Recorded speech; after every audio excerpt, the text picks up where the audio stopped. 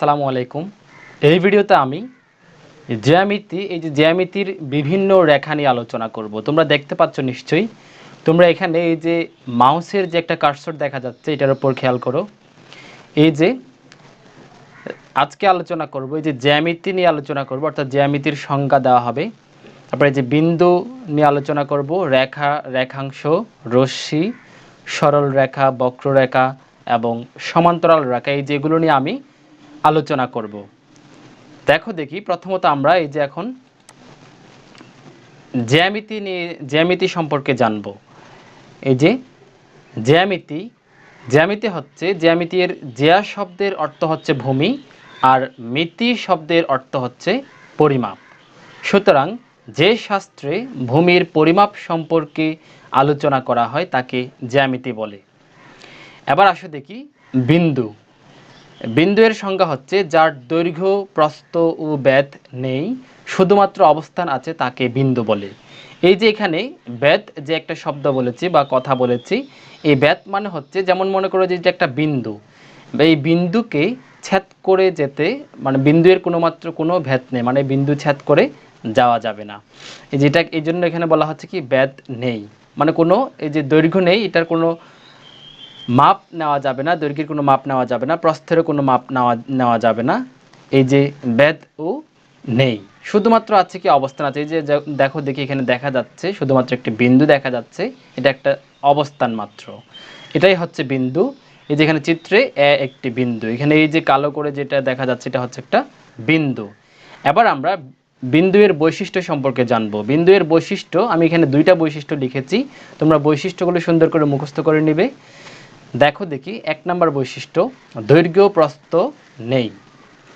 দৈর্ঘ্য ও প্রস্থ নেই, এখানে একটু এই যে ওটা এই পাশে হবে, দৈর্ঘ্য ও প্রস্থ নেই। তারপর 2 নম্বর হচ্ছে অবস্থান আছে। এবার আমরা রেখাতে যাব। চলন্ত বিন্দু যে চিত্র তৈরি করে তাকে রেখা বলে। এই যে চলন্ত বিন্দু, যেমন মনে করে একটা রেখা আঁকবো আমরা, আমরা কলম বসিয়ে সোজা করে টান দেব, তাহলে একটা রেখা হয়ে যাবে। রেখা আবার দু ধরনের হতে পারে। সোজা করে যদি আমরা টানি তাহলে রেখা, যে রেখাটি হবে সেটা হবে যে সরল রেখা। আমি সরল রেখার সংজ্ঞায় সরল রেখা সম্পর্কে বিস্তারিত আলোচনা করব। আবার আমরা যদি আঁকা বাঁকা কোনো রেখা টানি সেটা হবে যে বক্ররেখা। আমি বক্ররেখার ওইখানে বক্ররেখা নিয়ে বিস্তারিত আলোচনা করব। এবং এখানে দেখো দেখি এখানে তীর চিহ্ন আছে, এদিকেও তীর চিহ্ন আছে। এটার মানে হচ্ছে এই পাশে যত ইচ্ছা বাড়ানো যাবে এবং এই পাশে তীর চিহ্নের মানে হচ্ছে এই পাশেও যত ইচ্ছে বাড়ানো যাবে। তাহলে এটা হচ্ছে যে রেখা এর সংজ্ঞা, চলন্ত বিন্দু যে চিত্র তৈরি করে তাকে রেখা বলে। আরও অনেক ধরনের সংজ্ঞা আছে, তোমরা যে কোনো একটি শিখলেই হবে, অথবা তোমরা চাইলে এটাও শিখতে পারো যে চলন্ত বিন্দু যে চিত্র তৈরি করে তাকে রেখা বলে। এবার বৈশিষ্ট্য দেখো দেখি। 1, কোনো প্রান্তবিন্দু নেই। এই যে রেখা আমরা বক্ররেখা বলি বা সরল রেখা বলি, রেখার কোনো প্রান্তবিন্দু নেই। কেন প্রান্তবিন্দু নেই? কারণ রেখা যত দূর ইচ্ছা, এই যে বামেও যত দূর ইচ্ছা বাড়ানো যাবে, ডানেও যত দূর ইচ্ছা বাড়ানো যাবে, অর্থাৎ থামবে না কোথাও, এই জন্য কোনো প্রান্তবিন্দু পাওয়া যাবে না। আবার 2 নম্বর বৈশিষ্ট্য হচ্ছে উভয় দিকে বাড়ানো যায়, অর্থাৎ ডানেও বাড়ানো যাবে যত ইচ্ছা, বামেও বাড়ানো যাবে যত ইচ্ছা। এবার 3 নম্বর বৈশিষ্ট্য দেখো দেখি, নির্দিষ্ট দৈর্ঘ্য নেই। এই যে এখানে আমরা দেখতে পাচ্ছি এখানে দৈর্ঘ্য নেই কেন? কারণ এখানে ডান পাশে, যে একটু আগে বলেছি, ডান পাশে যত দূর ইচ্ছা যেতেই থাকবে, বাম পাশেও যেতেই থাকবে, এই জন্য সুনির্দিষ্ট কোনো দৈর্ঘ্য পাওয়া যাবে না, এই জন্য নির্দিষ্ট দৈর্ঘ্য নেই। এবার দেখো দেখি আবার আমরা রেখাংশতে যাব। রেখাংশের সংজ্ঞা হচ্ছে যে রেখার নির্দিষ্ট অংশ যা কোনো নির্দিষ্ট দিকে বর্ধিত করা যায় না তাকে রেখাংশ বলে।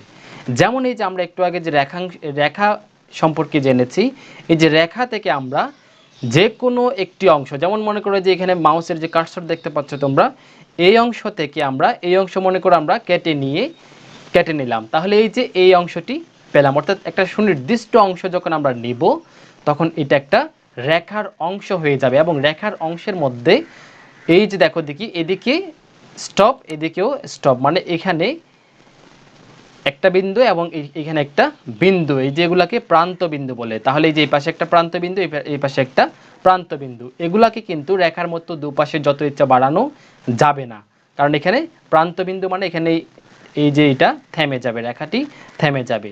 তাহলে যে কি রেখার নির্দিষ্ট অংশ, এটা হচ্ছে কোনো একটা রেখা তো অনেক বড়, এই যে রেখা থেকে যে কোনো পরিমাণ একটা অংশ আমরা কেটে নিলে ওইটাই হয়ে যাবে আমাদের রেখার অংশ বা রেখাংশ। তাহলে রেখার নির্দিষ্ট অংশ যা নির্দিষ্ট দিকে বর্ধিত করা যায় না তাকে রেখাংশ বলে। যে চিত্রে এবি হচ্ছে একটি রেখাংশ। রেখাংশের বৈশিষ্ট্য হচ্ছে দুইটি প্রান্তবিন্দু আছে, তোমাদেরকে যে একটু আগে বলা হয়েছে যে এটা একটা প্রান্তবিন্দু, এটা একটা প্রান্তবিন্দু।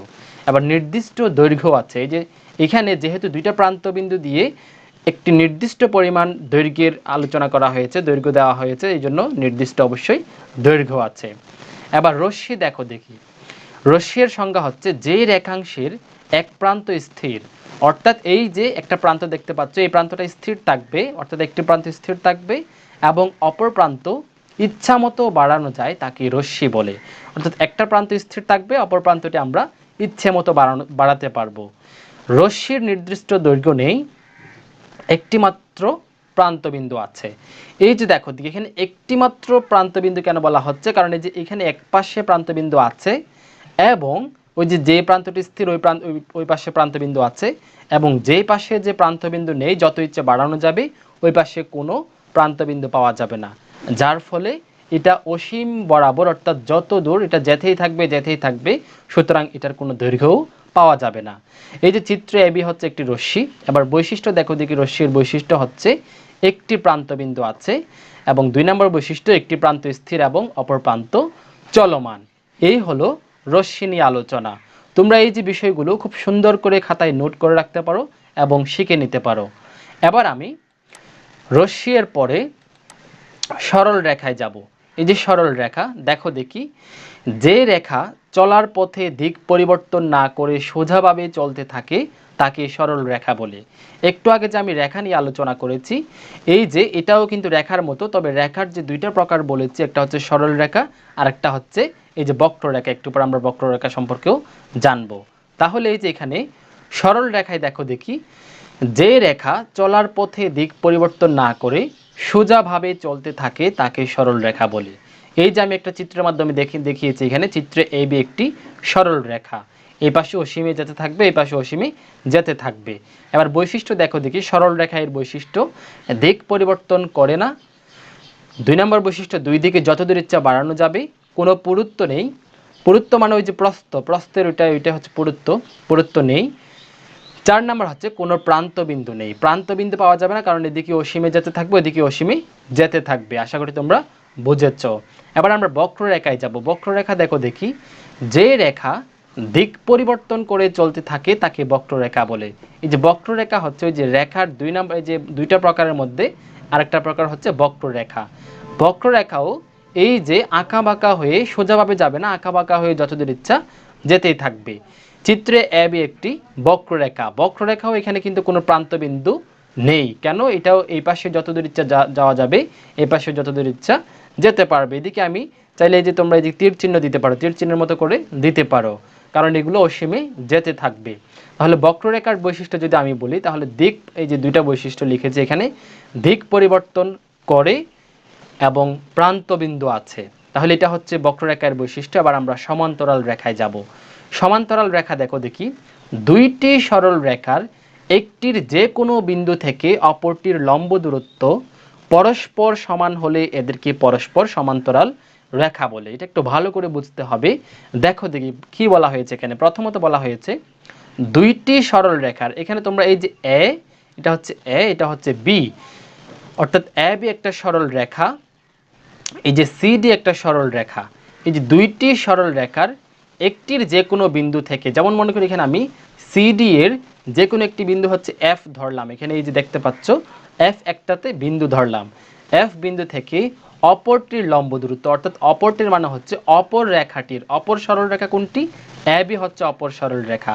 তাহলে সিডি এর এফ বিন্দু থেকে অপর এ বি সরল রেখা পর্যন্ত আমরা একটা যে টান দিলাম, এখানে তীর চিহ্নের মতো দেখতে পাচ্ছ, এই যে এটা হচ্ছে একটা লম্ব, এটা হচ্ছে একটা লম্ব। এই যে লম্ব, এই যে এফ থেকে ই পর্যন্ত, এটা হচ্ছে এ বি এবং সিডি এর লম্ব দূরত্ব। এই যে লম্ব দূরত্ব, তাহলে কি বলা হচ্ছে, অপরটির লম্ব দূরত্ব পরস্পর সমান হলে, পরস্পর সমান বলতে এই যে এখানে এফ এবং ই যে একটা লম্ব দূরত্ব, এটা এই জায়গায় যত পরিমাণ হবে এখানে টানলেও ঠিক একই পরিমাণ, এদিকেও একই পরিমাণ। এই যে এইচ, এই যে জি এবং এইচ বা এইচ এবং জি যেটাই বলো না কেন, এই পাশেও ঠিক একই পরিমাণ পাওয়া যাবে। অর্থাৎ এদিকে যত দূরত্ব এদিকে মাঝখানেও ঠিক একই, এদিকেও একই, এরকম যেতেই থাকবে।